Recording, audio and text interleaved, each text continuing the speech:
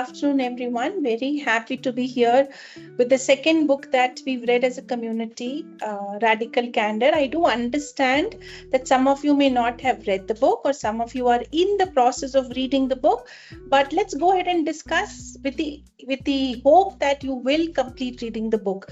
I've already checked with Mohana and Tulika. Preeti, any chance you've read the book already? No, Shanti. I missed reading this one. You're reading. Wonderful. It's a lovely book. Please do buy. It's a simple framework that Kim Scott, the author, talks about. And I'm going to share my understanding of what the book helped me figure out. I'm going to be sharing my understanding of reading the book. Later, when you read the book, if you have a different understanding, please don't hesitate to share.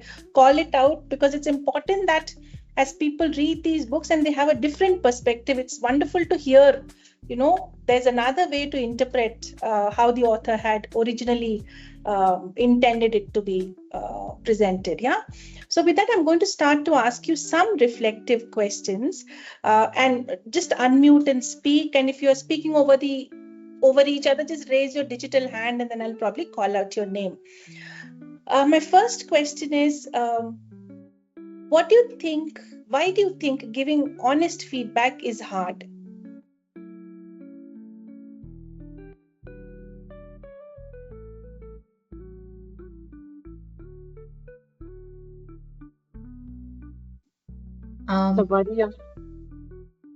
Go ahead, Preeti.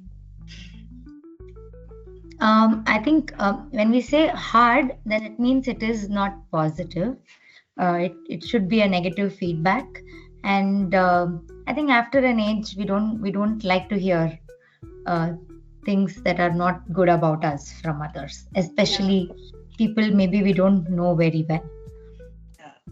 So when it is from your perspective, there is a thought that, am I hurting the other? Am I crossing boundaries with the other when I'm giving them some critical feedback that comes to your mind? Yeah. Interestingly, Preeti, I did not say it is only developmental feedback, but that's how you interpret it. If it is hard, it has to be critiquing. Correct? Yeah. Because if it is positive, then the hard aspect doesn't come in at all. Yeah. Research actually shows even giving praise is very difficult for leaders. Any idea why that might be?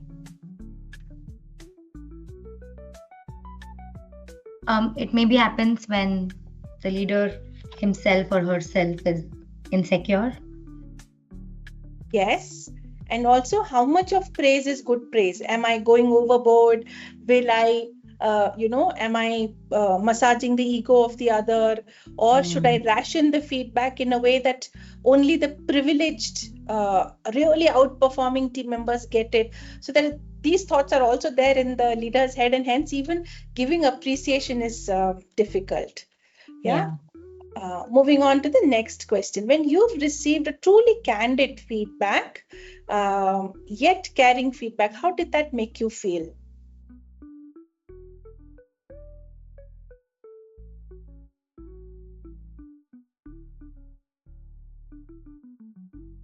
Wait, can I go again? Yeah, please go. I think truly candid feedback, it again depends on where it is given. A lot of times it's very important to give constructive feedback in private, but if you're maybe appreciating, it's good to do it in public or in front of the team. So if it is in private, I have always, I try and write down. My mantra is to not react immediately. I might not feel good at that point, but I just make a note of it and I'll say, okay, I'll get back to you. I take a day or half day to reflect on it, and then I go back to the person. So I think. Thank you. Yeah. Mohana, anything you want to add?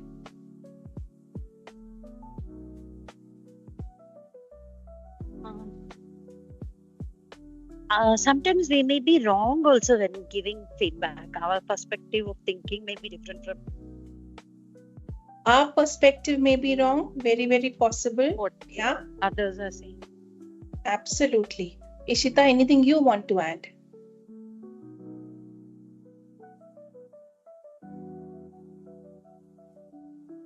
Most of this is covered. But there are situations where, especially while receiving a feedback, uh, many of the recipients also have this thing going on in the head. Not all feedback can be true to its nature. So the measurement of how much to uh, use, how much to just let it be for some time is also something that people Matters, think. absolutely. Hi, Urmila, welcome. We're just getting started with reviewing the book Radical Candor, starting with some reflective questions. And the third one is just up on your screen. Have you ever avoided giving tough feedback just to be in the good books, just to be nice to the other person? If yes, and any one of you has a story to share, would love to hear.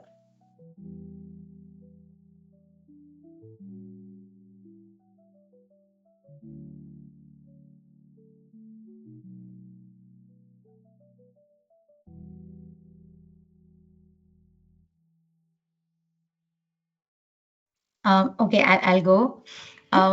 So I have held myself from giving a tough feedback. Story is one of another team member. She does not report to me. She reports to someone else, but she's from the logistics team. So I have to interact and coordinate with her for all my programs. So I held back because I realized she was not taking feedback in the right way. I'd heard from the other team members. So I realized maybe she's having a bad week, bad day, because the last 2 days I heard there were conversations where she was not very happy when somebody told something to her. So it happens. Even I'm very frustrated a couple of days at work. So now that I know it can happen to me too, I try and avoid. For that person, I avoided giving her the feedback for 2-3 days. I just connected with her to check on the status. If something was done, I said it's okay. Let me know if I can help you. I think on a third day she came back to me and she said she actually came back to me with the same topic and she said she'd gone wrong there and if I can help her. And then I gave her a feedback. So sometimes it's not the person, I think it's the situation. They might be having a very frustrating day in their personal life. It can be a travel, it can be so many things. So I think giving that benefit of doubt is very important. I'm doing this now because I've been in her place a lot of times, and so now when I see somebody frustrated, I realize, okay, no, it is just the situation and not the person. So it that is is the one situation, not the person. Brilliant, yeah. Lovely. Thank you for sharing. In fact, Kim starts her first chapter, introductory chapter, talks about one of her team members. The team member is an amazing team member, takes care of everyone and ensures that everyone is feeling happy and engaged in a throughout. But then his work is not up to the mark and she feels very terrible to tell this person, hey, you're not doing a great job, and she keeps sugarcoating it, saying, oh, great, can be done better, we'll talk about it later, and she will go ahead and improve it and send it forward wherever she wants, only eventually to realize that the entire team had started accepting poor meritocracy, poor performance, and saying that, if this is what the leader wants and this is the expected outcome, we'll all settle at that. And that's when she realized and she went back and gave feedback to this gentleman. Lovely story that she shares about this particular question. The next question, have you ever been on the receiving end of harsh criticism? I'm sure all of us have been. How did it make us feel? One word answer. Welcome, Smita. Hi, everyone. Yeah. One word answer. I've still not completed the book, but no worries. I don't think anyone has. I was forced to complete because I was to take this session, so don't worry. Yeah, it's like I keep going back to some of the pages because it's so informative for me, and some of the things. What do I say? Some of the things which we try to tell managers as HR professionals, it has been articulated very well, I feel. Very beautifully, yeah. The question is, have you ever been on the receiving end of very harsh criticism? If yes, how did you feel? Initially, for me, one word is initial reaction is denial. Yeah. Yeah. Thank you for being so honest and transparent. Preeti, Urmila, Mohana, anyone? Shanti, if the criticism, instead of telling what went wrong and all that, if they just use words to say you did this, you did that, I'll feel bad first. Yeah. But if it is given to you with what went wrong, what could you have done better, are you okay to receive it? Yeah, so that becomes part of learning. Instead, if they just use words, uh saying that Horrible you're not done, presentation, terrible report, doesn't mean anything. so But that's just judgment. Lovely. Thank you. Anyone else? Harsh criticism, I have to be honest, it would be anger. Yeah. We get angry and hence denial. How can this feedback come my way? Not possible. Yeah. Thank you. What are some subtle ways people avoid an honest conversation? And we've all done it. We've all avoided honest conversation in very cryptic ways. What way have you used?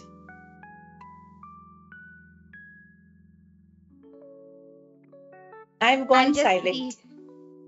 Go ahead, Urmila.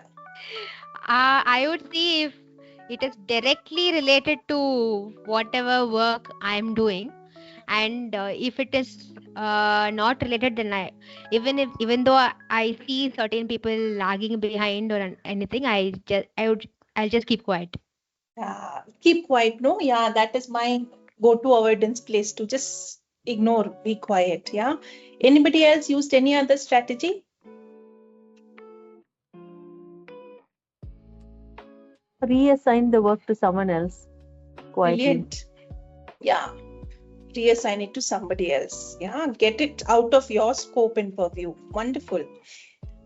So Kim Scott actually talks about all of these 5 questions and why the whole concept of feedback itself is so cumbersome for people. And she introduces a very beautiful framework that she talks about. Okay, the animation is not working well. Pardon me. This was created just a few, during the day. So apologies. This is the last thing that should have come up. But so she divides it like any framework. She divides it into a quadrant. She says one aspect is care personally. The whole concept of radical candor is a leadership and communication framework that she devised to ensure that people are able to share clear, direct, and caring feedback. And that's her term. She uses it very, very often. So the core idea is that, people have to care personally. Above the y-axis is where you are caring, and below the y-axis is where you are not caring. So when you give feedback, we heard someone say, when you are giving one word descriptions, bad report, very poor performance, horrible food, when there's just adjectives, basically the care personally is really, really poor. So when we show care personally, we show genuine concern for the team member or the individual, as a person. The other axis is called as challenge directly. And challenge directly basically is a constructive feedback, even if it makes the other uncomfortable. And that's the deadliest combination. Can we be in a space where we are caring personally as well as challenging directly? And that is the space that she refers to as radical candor. So the opposite of challenge directly is silence, as some of us acknowledged. And when you are not caring personally, the other extreme is rage and anger against the other person.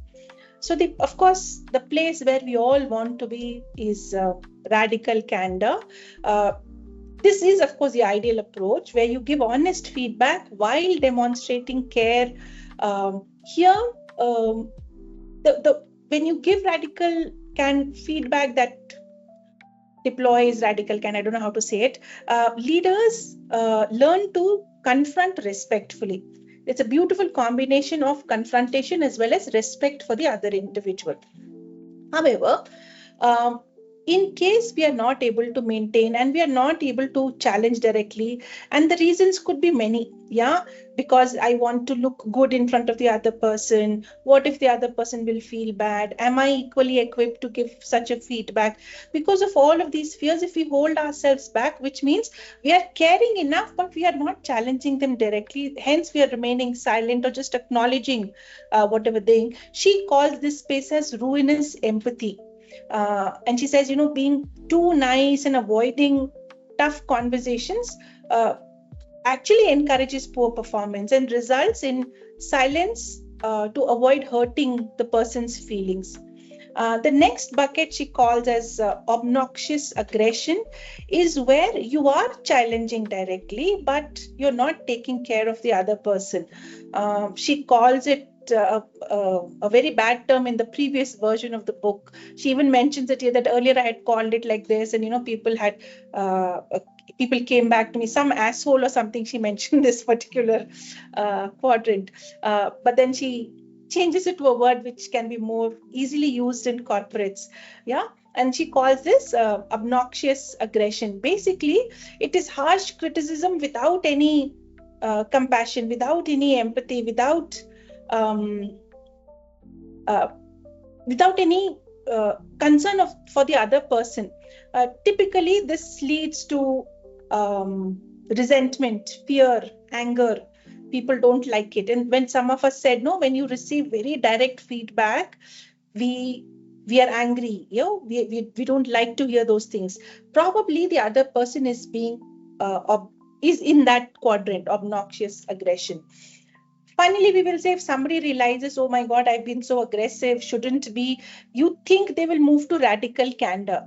But research actually says that people move to manipulative insincerity, wherein they neither care nor challenge, and they fake niceness. And it can be very manipulative, it's very passive aggressive, and it avoids tackling the issue at all in the first place. It's a mechanism of self-defense. Yeah, I will not be this, I will not be this. Completely avoiding the conversation at all and very manipulative. One of us said, I will hand it over to somebody else. That is manipulative insincerity. We've done all of this, and in one conversation, we can go across all these 4 quadrants very, very fluently, is what she says. And since I have been made aware of this framework, I also notice that I go across all these very, very, very fluently. I sometimes start with obnoxious aggression. The moment I realize, oh my God, I've been aggressive, then I, go to ruinous empathy or manipulative insincerity, and I have to force myself to stay in the radical candor space, and it is not easy. In the radical candor space, the key points are it builds trust and is the primary reason for fundamental change. When you are in the obnoxious aggression stage, it is more of defensiveness and very little change. Both in ruinous empathy and manipulative insincerity, there is no change. So if you're expecting that by giving feedback in these ways, people are going to change, probably that is not going to happen. So the best place is to be in the radical candor space. But of course, as the question arises, how do you practice radical candor? Wonderful, good framework, but how do I be in that space where I can care personally and also challenge directly? She gives a small framework here also. It is called as Get It. Get It basically means you be the person to receive that radical candor feedback. So as leaders, you need to go and ask for direct, open feedback. Know that people might not know this framework. They might not give it to you in a very caring way, and it may be hurtful to you, but you can correct them by rephrasing and paraphrasing it and presenting it back to them, saying, oh, if this is what you want to say, chances are they will also learn radical candor. But the idea is you are opening the doors for a dialogue when you are soliciting radical candor. Yeah. The next one she says is give it. Give feedback using radical candor, and this is where she says praise is equally difficult. So give both praise and developmental feedback while staying in the radical candor space. Do not say good job, well done, kudos to you, keep it up. According to her, all of these words and phrases are meaningless unless attached with what should they continue doing. Keep it up. This report was amazing. The insights that you drew helped me speak to the leadership and convince them of the additional funding. So that exactly tells the recipient of the feedback in terms of what is it that they are being praised for. Very similar to the developmental feedback, where it's important that you talk to them about what didn't go well, poor presentation, but what was poor in the presentation also needs to be spoken about. Then she says, gauge it. Gauge it basically means how does it land for the other person? I have worded it in my head in a nice way. I've created a statement which to me sounds like radical candor, but is it landing the other way there? Communication is how the other person understands it, not how you originate the communication. That's what she says by gauge it. If the person who is hearing it is hearing it as he or she is being challenged directly, then you move the personal care quotient a little bit high.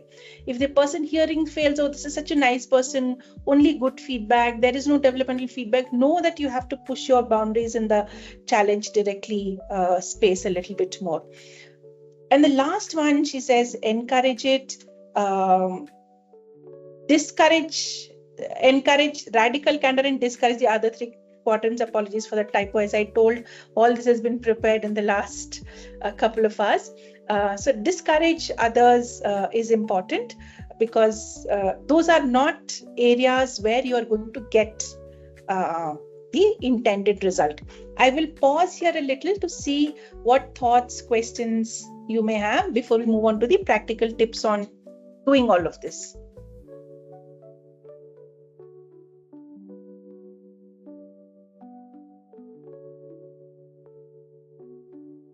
Is this resonating with all of you? Is this making sense so far? Yes, Shanti. Yes. Okay, let's continue. To achieve all of this, she says one thing is really, really important, and that she calls as the mindset shift. And here is where she makes she gives some examples of, how can you reword and say things in a different way. So if you want to say, I didn't give feedback because I didn't want to hurt their feelings. Yeah, that is our mindset. If you want to change it and move towards radical candor, give me an example of what can you tell yourself so that you can move yourself to the radical candor quadrant.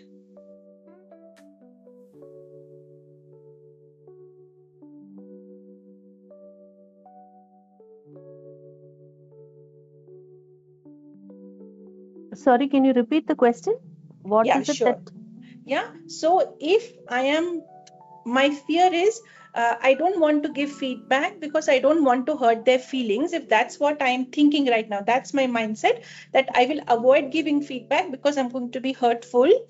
And I want to move to the radical candor quadrant. What can I tell myself? What's the mindset shift that I need to bring about? So my personal experience has been that, first of all, dealing with mediocrity is your responsibility as a leader. We need to have that in our mind. If we think, we are doing great injustice by giving poor feedback, by dealing with poor performance, actually that is wrong. Yeah, absolutely. So that's the mind shift that, I keep telling my managers also, that, it is your responsibility. Don't think that HR or somebody else will deal with it. Absolutely. And the language that she uses is exactly that instead of saying, I don't want to hurt their feelings, say, I want to help them grow, because that's exactly your responsibility as a people leader. The moment you think that I want to help them grow, that direct feedback doesn't sound hurtful anymore, because the intent behind that direct feedback is care personally. I care for you, and hence this feedback. If I didn't care for you, I wouldn't have been giving you this feedback. As long as you are convinced about this idea, you should be able to give feedback. One more statement. I will wait until the mid-year conversation because I think that's the right time. If that's your mindset, what can you tell yourself? How can you change it?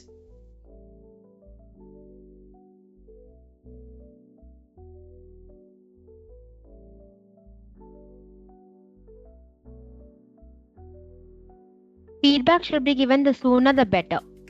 Absolutely. Short, very quick feedback as soon as possible.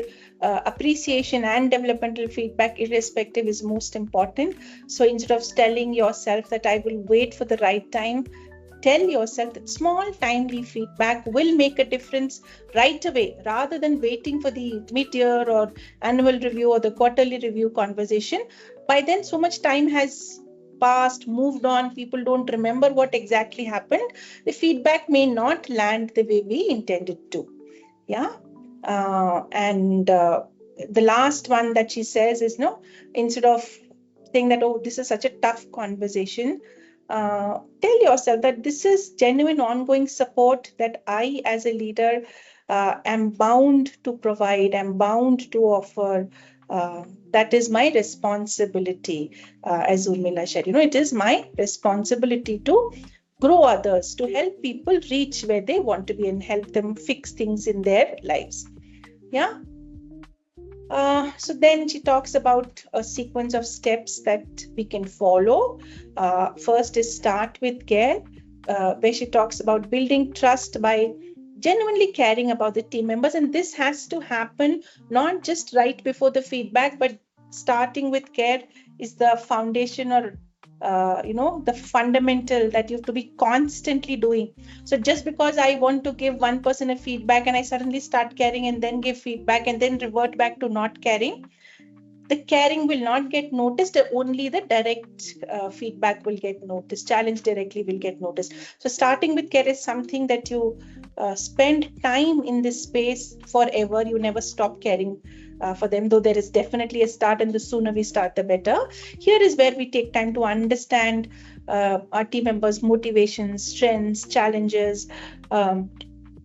Even simple things like when you're jumping into the first conversation, check in. How have things been going? Are there things I can support you with, or what aspirations do you have for yourself? Where do you see yourself in 5 years, 10 years? Now start with those caring questions before you move on to the next step. The next step is, of course, make feedback a two-way street, as we saw in the GGG framework, right? First is solicit feedback. So give and invite feedback really regularly. If possible, end every feedback conversation by checking in with the other person, saying, do you have any feedback for me? Do you, how should I change to become a better version? Of course, we will not, if you ask somebody, tell me something I can improve on, and you are the manager, you're not going to get feedback. So make it specific enough and less challenging enough for your team member to give feedback. For example, you could say, what's it one thing I could do to, improve as your manager, to improve as a feedback giver, to improve as a strategic thinker. So be very, very specific so that the team member exactly knows how and what they need to offer you. Yeah, that's the second step. The third step is be clear and kind at the same time, the Radical Candor quadrant. Avoid sugarcoating or vague feedback, instead of just the good dog, bad dog syndrome, which actually is meaningless for your team members. Try something like, instead of just saying, oh, this could have been a better report, say, this report has strong insights, but the key messaging is lost. If you would have done A, B, C, D, it would have added value. So that the person knows what to do or not to do next time. The next step is actually normalize small and frequent conversations. I think we discussed about this. Radical Candor works best when feedback is ongoing and it's not pocketed in after a certain duration, every fortnight, every month, every quarter. Those kinds of feedback, then it becomes a whatever you remember.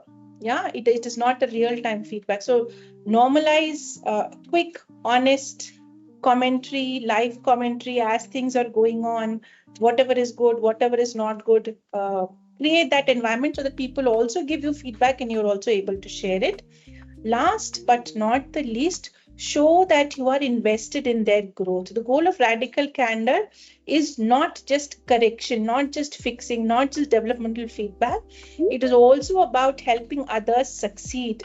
It is also about helping others become better versions of themselves. So simple things like when you say, I know you're working on improving your executive presence. Let me find an opportunity for you to lead a meeting.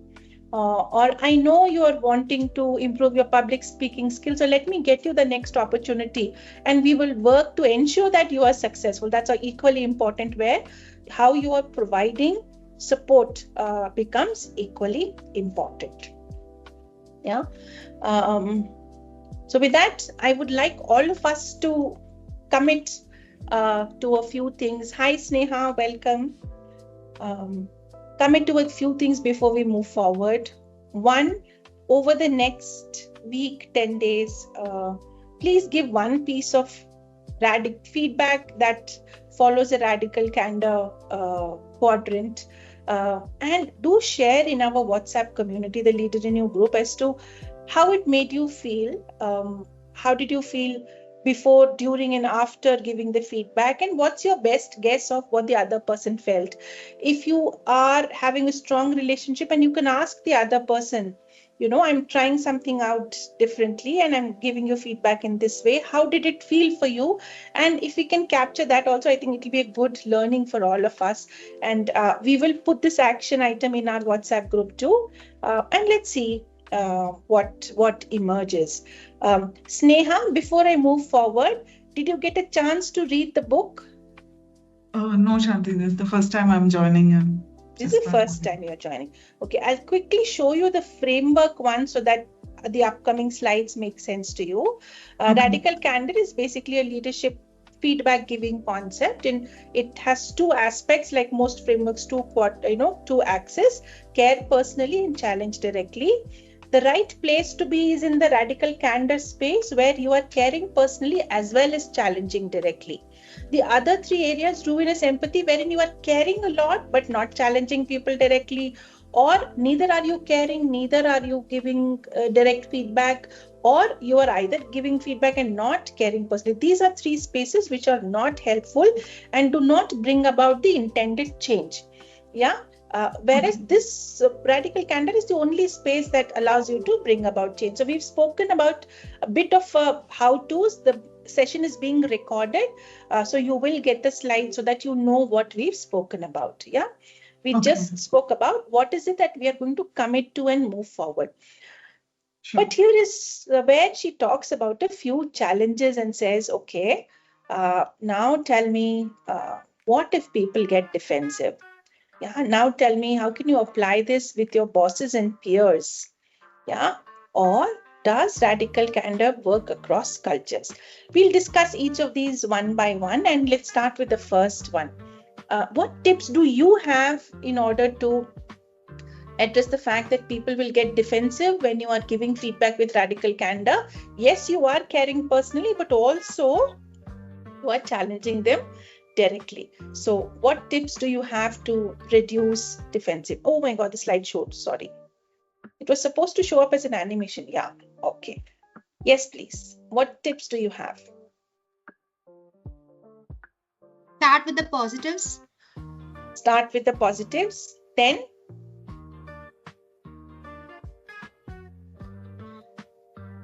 Maybe try something like a sandwich. Kim advises against the sandwich method. Yeah, she says sandwich is actually sugar coating the developmental feedback and will not resonate with the team member, because they will just walk away with thinking everything went well. So feedback to you, Urmila, if I say, Urmila, the report was amazing. There were a few points where you could have done better. For example, you could have called out the insides a little more visible, and some of the graphics that you had used could have been better. Some color coordination would have made the slide look amazing, but overall it went well. I've given enough developmental feedback, but in your head, Shanti started with it went well, phenomenal slide, and she's wrapping it up with it went well. So you will only walk away with it went well. You will forget the development areas, and you might never get to actioning on those. So she advises against the sandwich method. Though she does say you can start with positives, move to the developmental feedback, and talk about what next. How can the person start practicing that and taking action towards their growth rather than going back to the positives? That's her recommendation. Yeah. What else? What other tips can you suggest and recommend? See, radical candor is, it's like a double-edged sword. So one of the things that then we are asking people to be radically candid about what they are saying, right? So I think she emphasizes a lot towards the probably the middle of the book about building a relationship. Care So personally. Yeah. correct. So in that quadrant, if you saw, it is equally candid feedback as well as care personally. Care That is very personally. important. Yeah. Right. So I think that should precede before jumping into a feedback giving mode, and that can happen once you have established the trust with your team members that you are actually caring Lovely. personally, and therefore this feedback. And two, Absolutely. you as a person, you are open to getting it first before Yes. giving it, Yeah. right? So Yeah. these two becomes, to me, the key to make them open to your feedback. Brilliant. So that's exactly how she also starts. She says, show that you care first before giving feedback. And you can do that by two things, by starting with a genuine appreciation and by seeking feedback. You can start to show that you care the other person. Yeah. Anyone else before I show the other items on the slide?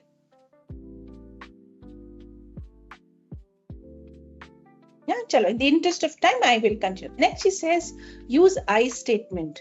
Instead of saying, you need to stop doing this, try something like, I've noticed this happening and I wanted to discuss how you might want to improve on it, or what can we do about it together.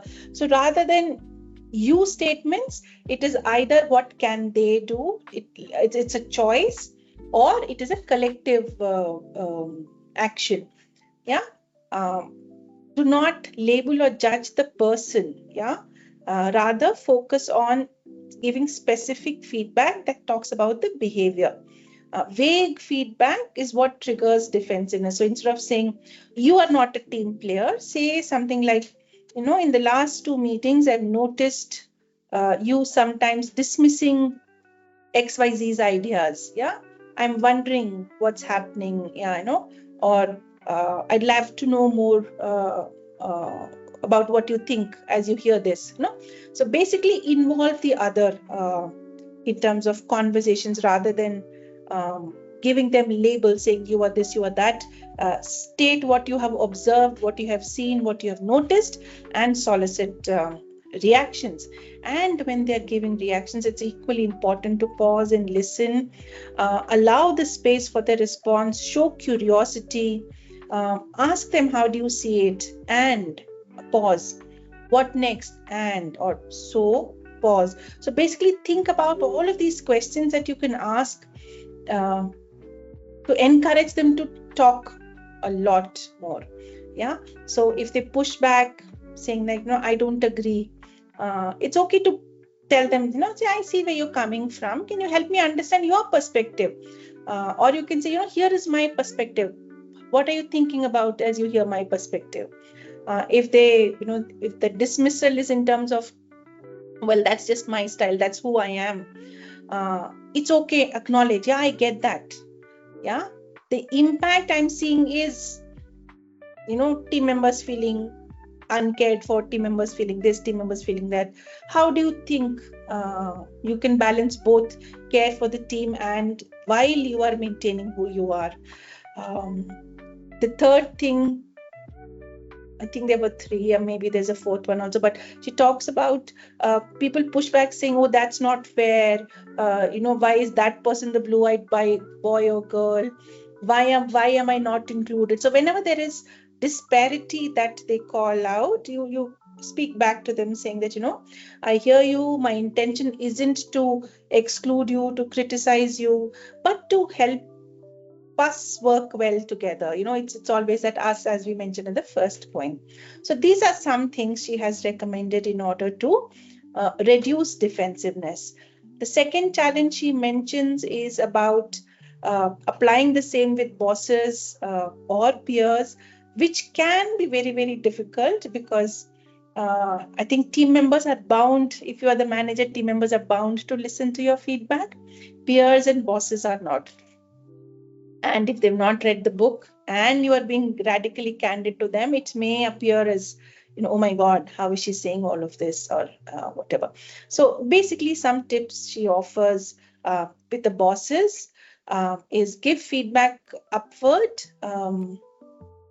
It can feel risky, but leaders appreciate when it is given in a constructive way.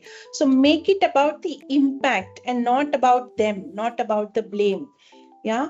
So instead of saying your instructions are not clear, say, no, I want to make sure I understood. May I rephrase to clarify? Yeah, so that nudges the leader to say, okay, let me paraphrase, let me rephrase it and come back to you. Yeah. Paraphrase your feedback as a question. Yeah. So instead of saying, okay, it wasn't clear, maybe you could say, would it be helpful if we had a quick debrief on the major project timelines to align, or, something of that sort. Basically, posing it as a question and let them say yes or no. Yeah, sure. Why not? That's the kind of response we will solicit from them if we get there. The third one she says is, because they are leaders, please use data and example. Say something like, I noticed the last minute deadline changes affected the entire team's productivity, quality, whatever. Yeah. Maybe we could adjust the planning slightly so that, and call it out with examples. Similarly, she calls out what can be done, what can we do with the peers specifically.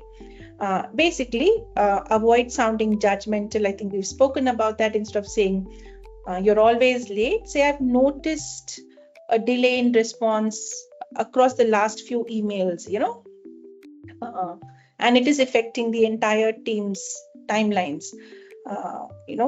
Is there a way we can help you tackle this, or what do you think can be done about this? Are you even in acknowledgement of this feedback when you're hearing this? What is it that you're understanding? And the next one is, of course, balancing that directness with empathy, specifically with peers. Say, I want to help you succeed. It's not about, we are not competing with each other. We are in this together, and I've noticed something. Always talk about observed behaviors, never talk about labels. In the beginning, we saw, right, when people give you labels, poor performer, bad report, cannot communicate. So these are all labels that we get, which does not make us really happy. And last but not the least, culture also impacts radical candor in a big way. Simple things always tend to use a more polite and a softer language when it comes to culture.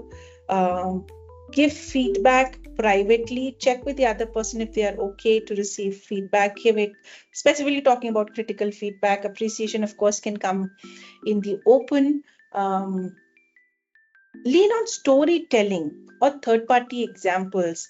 And while I was reading the book, I remembered once, without my knowledge, where I had used this particular one, where I was brought on to a new organization, made the lead only to understand that the other person on the team has been on the team for very long, was potentially skilled enough to be stepping into the shoes that I came into. He had interviewed, but they did not give him the opportunity. So there was lots of resentment, and I could see the performance dipping through the year. And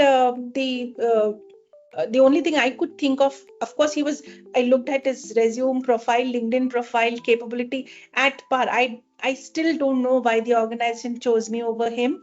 They need not have, he would have done equally phenomenal if they were to ask me. But the only thing I could say is, but you are my Amitabh Bachchan. You need to understand your true potential. You've gone silent. You've in that, ABCD days where he had opened some company, he was taking all wrong decisions, and he needs to step out. And that's the example I gave. And he was so happy that I compared him with Amitabh Bachchan, and things turned around. And I gave him an equal platter. I think that really worked for me.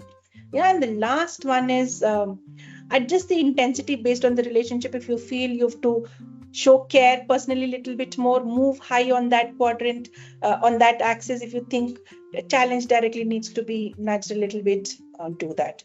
Yeah. So these were some things I had taken back from the book.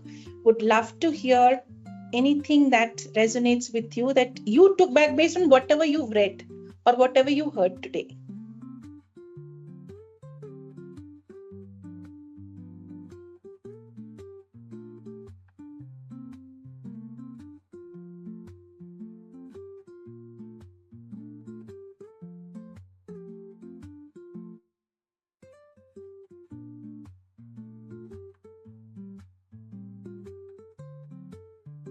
one of the key learnings, this is Smita here.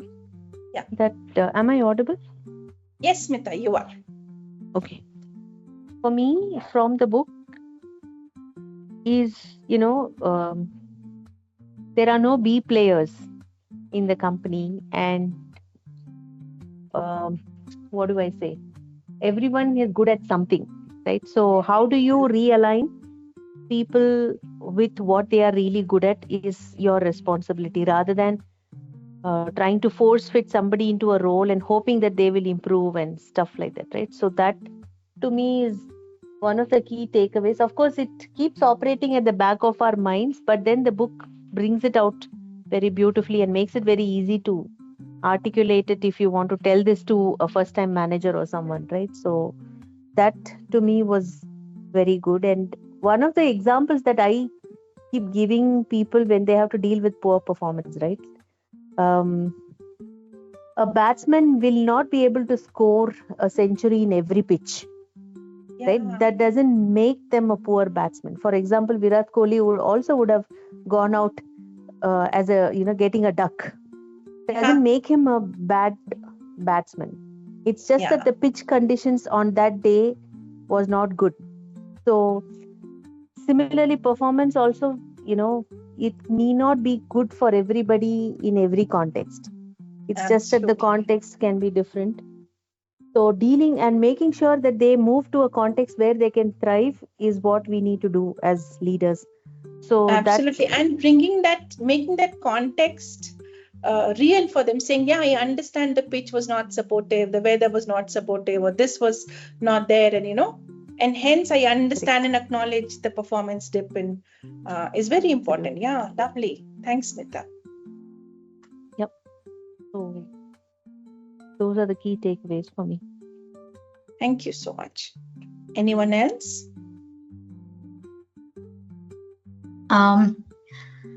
I think Smita put that really well. Smita, I think that cricket reference you gave is going to stay in my mind. Thank you.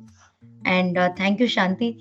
I had not read this book, but thank you so much for giving the summary. Now I'm really interested. I'm going to go finish this book for sure. Yes, please. The takeaway for me is if we do not genuinely, if there's no genuinity in our efforts, we have to understand that the person that in our team, whether they report to us or not, whichever level they might be in the hierarchy, people can sense it. So it's very important to be genuine in our efforts. If we care, then of course, then we can, all these frameworks we will automatically want to apply. And none of this can be fake, because the other person also is going to be able to sense it. So there is no point. And I think of course the framework is the clear takeaway today. In addition is I think it's very important to have empathy as well when we are trying to apply the framework. So genuineness, empathy, and the framework surely are my takeaways. Thank you, Preeti. Urmila, Mohana? Yeah. Shanti, my takeaway would be to not use the sandwich feedback model every single time, but to tailor the feedback around the situation and how did it actually impact the overall performance. So maybe they could relate to it better, and it will be much more of a pointed feedback also. Wonderful. Wonderful. Thank you for sharing. Sneha, Mohana? For me, the takeaway is do not give the names. Instead, you tell what is happening at that point and then make them understand how they can improve. That was very knowledgeable for me, because sometimes, not many times, I use that. So I think it's a very good takeaway. All of us do that. We can sit here and give gyan, but all of us do that. Thank you. Yeah. Thank you so much, Shanti. Most welcome. Sneha, any comments? Yeah, I joined late, but yeah, it was interesting to hear about the feedback thing. Instead of pointing out you're wrong, the I one, using the word I and then giving the feedback. I think that was a interesting learning. Yeah, I think I can incorporate that. Yeah. Lovely. Thank you. Ishita, anything you want to say?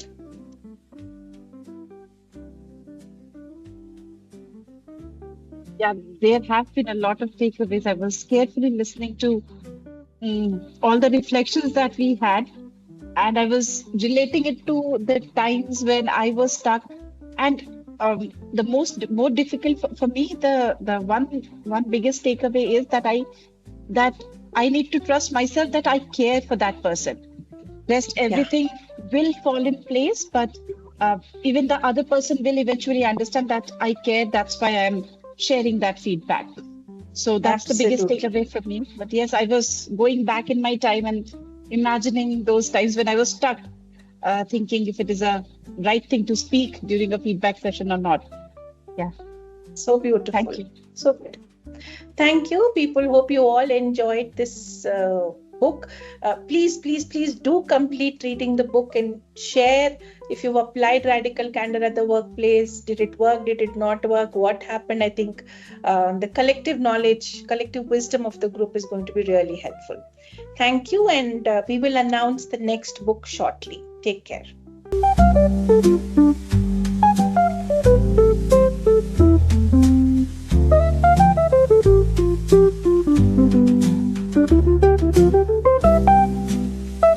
Thank you.